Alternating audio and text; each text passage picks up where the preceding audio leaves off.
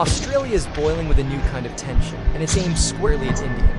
Anti-immigration rallies are taking place in capital cities and regional centres across the country this afternoon.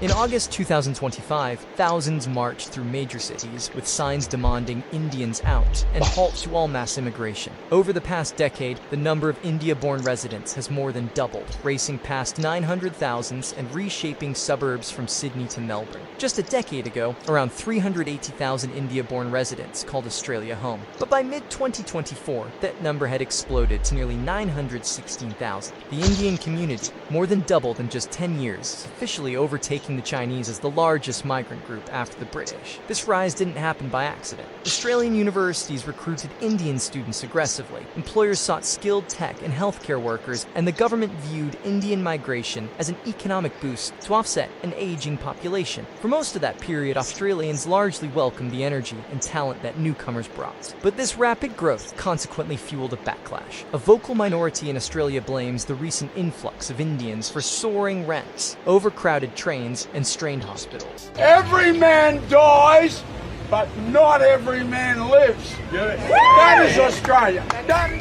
They argue that resources are being stretched thin because of these immigrants. But is that the real story? Economic data tells a different tale. It's true that families are feeling squeezed. Between 2013 and 2024, median house prices in Sydney jumped more than 80%. But experts argue that housing shortages are actually caused by limited construction and high investment demand, not migrants. In fact, Australia's own data shows that migrants are net contributors to the economy, paying taxes and driving consumer spending. On average, a skilled migrant contributes around 250,000 Australian dollars more in taxes than they ever receive in public services during their lifetime. And it doesn't stop there. International students, who make up a big part of migration, brought in about $50 billion in 2023 alone through tuition fees and spending. These migrants fill critical jobs in key sectors like information technology and healthcare that Australia urgently needs. Economists have even warned that without continued migration, Australia's aging population would shrink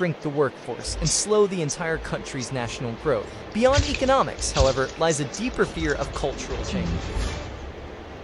Some protesters described the growing presence of Indian grocery stores, Hindu temples, and Diwali festivals as signs their neighborhoods were becoming something else. On social media, people twisted these fears to make them more extreme, pushing the dangerous and false idea that there was a plan to replace the country's population with immigrants, similar to conspiracy theories in Europe and the United States. So the real issue is not the newcomers who are coming into this country to seek opportunity. It's actually what happens when a country's growth outpaces its planning, when governments fail to expand housing, healthcare, and transport systems, leading to buildup of frustration. In that frustration, legal migrants, who followed every rule and left their homes behind for a promise Australia itself made, become easy scapegoats. For many Indians in Australia, these protests made private worries public. Parents began to worry about their children walking home in dress, and students hesitated to speak their native languages on public transport. In response, community leaders organized safety hotlines. Their message was simple: we belong here, and we are parts of Australia's story. So Australia is now facing a major test. Will it allow people's financial struggles to be turned into fear of immigrants? Or will it fix the real problems, like housing, without scapegoating the very people it invited to help build the country? Who do you think is truly responsible for this tension in Australia?